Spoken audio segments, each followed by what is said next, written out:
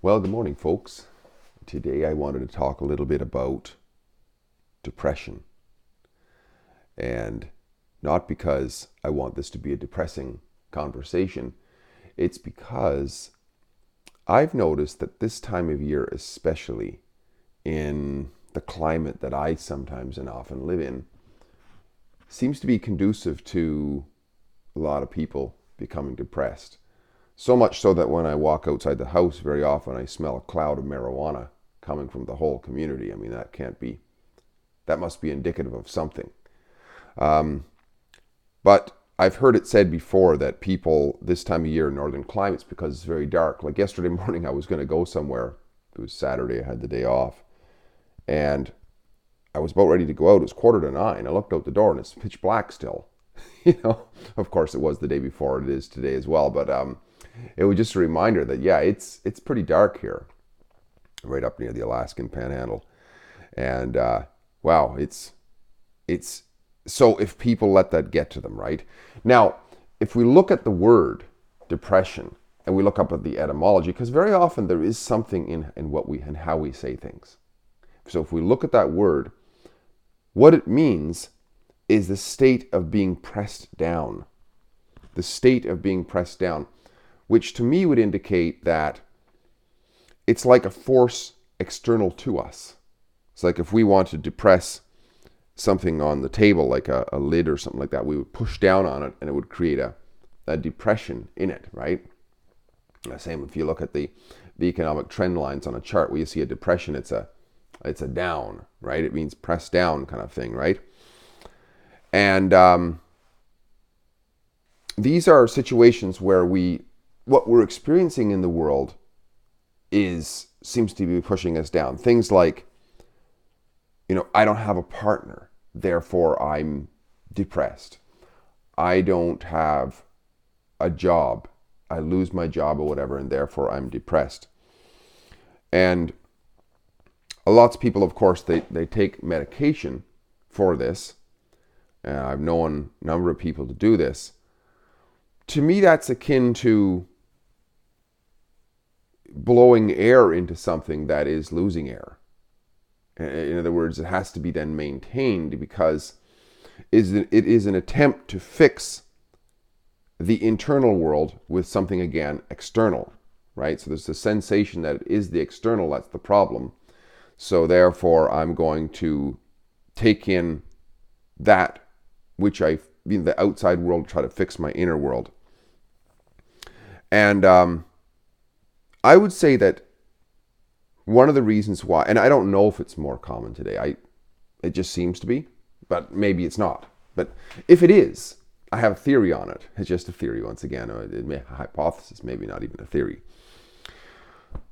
But that it's because we've abandoned, as a society and individually, our, completely or to a great extent, our essential humanity, right? I've heard it once said that human means God-man. It's not just man, right? Because you can have activities that men will do, but they're not really human, right? Real humanity, when we say that something is human, something is humane, it's coming from another place. It almost appears to be like charities and so on. It's almost against our innate nature to want to just greedily seek an advantage. Our humanity reaches beyond that. It reaches something very deep. And we've stopped talking about, to a great extent, in our societies and within ourselves even, what we used to talk about, this soul, right? Which we would call our essential sense, this ethereal sense, this inner sense.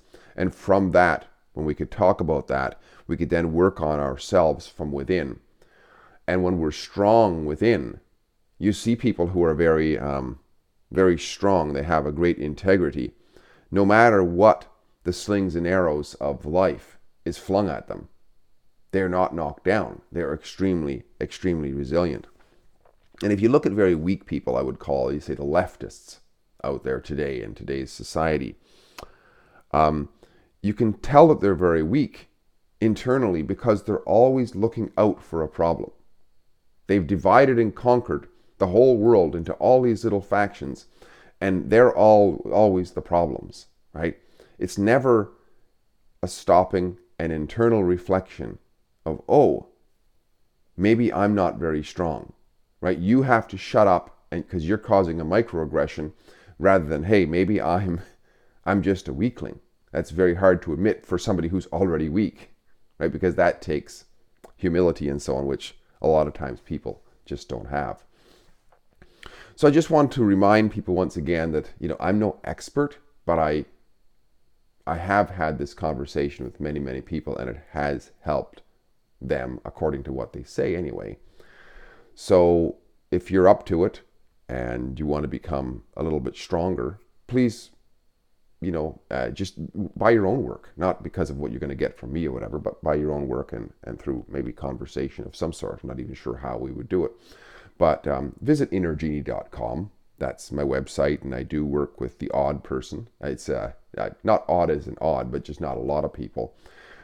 Just because there's very few people who really want to take a deep dive. That's the main thing. And of course, I don't market it all that well, admittedly.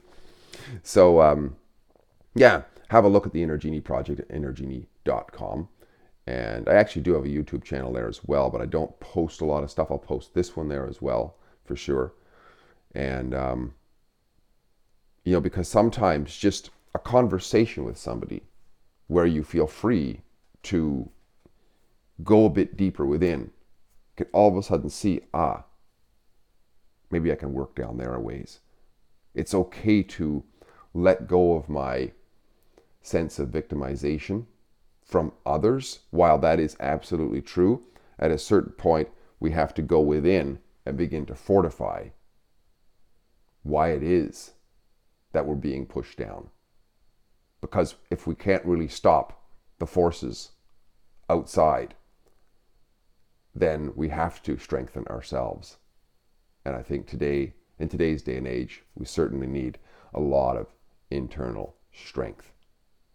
I think this is a good conversation to have, especially this time of year, because once again, between Christmas and New Year's, very often, after the hangovers and so on, it can be pretty brutal if there's not that internal strength, if there's not that light within, because it can be a lot of darkness without that can overtake us. If you like what I'm doing, please like, subscribe, and share, and do visit innergenie.com. Send me a message, whatever you want. Talking soon. Bye for now.